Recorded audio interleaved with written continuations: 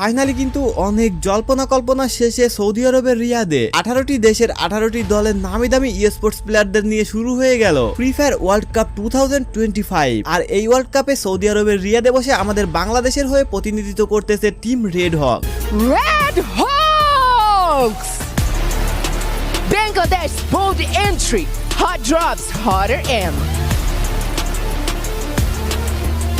প্রথম দিনে knockout stage day 1 কিন্তু খেলা শেষ হয়ে গেছে। প্রথম দিনে হওয়া 6টা ম্যাচের মধ্যে কোন টিমের পারফরমেন্স কেমন ছিল, কোন টিম কত পয়েন্ট কালেক্ট করতে পেরেছে, 6টা ম্যাচের মধ্যে আমাদের আরএসকে এর পারফরমেন্স কেমন ছিল, এই সকল কিছুর আপডেট জানতে হলে অবশ্যই তোমাদেরকে এই পুরো ভিডিওতে চোখ রাখতে হবে। তো টুর্নামেন্টের শুরুতেই কিন্তু আমরা এইরকম একটা ম্যানেজমেন্ট সিস্টেম দেখতে পাই। নকআউট স্টেজ ডে 1 এ অংশগ্রহণ করা 12টা টিমকেই কিন্তু খুব ভালোভাবে ম্যানেজমেন্ট করে সাজানো হয়েছে। তো এইখানে ফার্স্ট ম্যাচের শুরুতে কিন্তু আমরা ক্লকটারের মধ্যে খুব ভালো একটা ল্যান্ডিং দেখতে পাই। এইখানে বেসিক্যালি দুইটা স্কোয়াড ল্যান্ডিং করে, একটা হলো কোর মেমোরি আর একটা হলো ভিশন সিস্টেম। কোর মেমোরির প্লেয়ার্সরা কিন্তু ভিশন সিস্টেমের একটা প্লেয়ারকেও কোনোভাবে ছাড় দিতেছিল না। দেখতে দেখতে মাত্র কয়েক সেকেন্ডের মধ্যেই ভিশন সিস্টেমের 3টা প্লেয়ার কোর মেমোরির প্লেয়ারদের কাছে কিন্তু ইলিমিনেট হয়ে যায়। এন্ড এরপর টিমের লাস্ট প্লেয়ারকেও তারা ইলিমিনেট করে পুরো টিমকে ওয়াইপ আউট করে টিম কোর মেমোরি কিন্তু #12 নাম্বার টিমকে পুরোপুরি ওয়াইপ আউট করে ম্যাচের শুরুতে 4টা কিল করে তাদের কিলের খাতা খুলে ফেলে। এন্ড এরপর আমরা ফুল ম্যাপের মধ্যে কিন্তু আমাদের টিম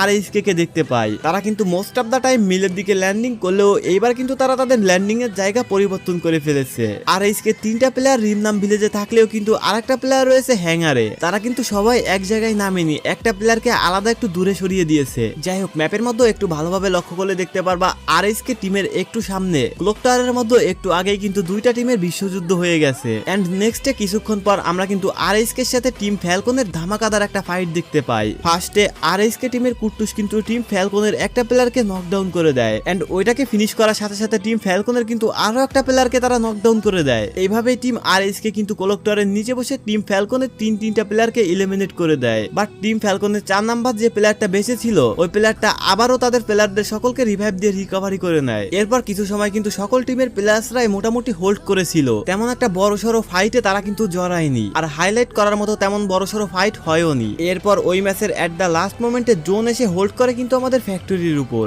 এইবার এখানে টিম আরএসকে যখনই এখান থেকে জোনের দিকে মুভ করতে যায় তখনই ডান দিক থেকে তাদের সঙ্গে দেখা হয়ে যায় টিম ইভোসের সঙ্গে। টিম ইভোসও কিন্তু পুরোপুরি রেডি হয়েছিল যে কোনো একটা টিমের সঙ্গে ফাইট করার জন্য। এন্ড ওইখানে team RSK and team Evos কিন্তু পুরোপুরি ফাইটে জড়িয়ে যায়। ইভোসের প্লেয়ারদের দিকে লক্ষ্য করে দেখতে পারবা তারা কিন্তু কোনোভাবেই ড্যামেজ খাইতেছিল না, কিন্তু আরএসকে প্রতিটা প্লেয়ারকে একের পর এক নকডাউন করতেছিল। এন্ড এরপর শেষে দেখা যায় আরএসকে শুধুমাত্র ফিলকার একা বেঁচে আছে। ফিলকার পিছের দিকে এসে একটু কাভার নেওয়ার পর আলফার একটা প্লেয়ার তাকে দেখে ফেলে এন্ড এলিমিনেট